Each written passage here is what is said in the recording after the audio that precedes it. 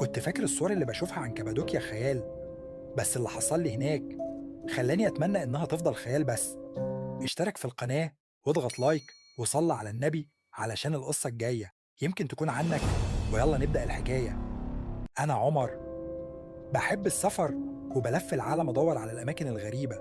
وفي يوم قررت أروح كابادوكيا في تركيا، المدينة اللي مشهورة بالمناطيد والكهوف اللي محفورة في الجبال.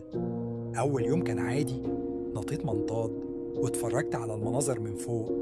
بس بالليل صاحب الأوتيل قال لي جملة غريبة: خلي بالك من كهف جريم، لو دخلته بعد المغرب ممكن ما تخرجش. ضحكت وافتكرتها خرافة، بس فضولي خلاني أروح. دخلت الكهف بكشاف الموبايل. الجو بقى بارد فجأة، والحيطان كلها نقوش غريبة، وشوش مقلوبة، ناس ماسكة شموع وعيون محفورة في الصخر. وفجأة سمعت صوت خطوات وبعدين همس كأنه حد بيندهلي.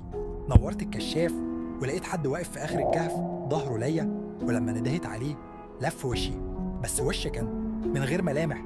جريت بكل قوتي وخرجت. رجعت الأوتيل حكيت اللي حصل. بصلي صاحب المكان وقال لي بهدوء: انت دخلت كهف مش موجود على الخرايط ومحدش بيرجع منه طبيعي. من ساعتها كل ليلة بحلم اني جوه نفس الكهف، بس المرة دي انا اللي وشي من غير ملامح.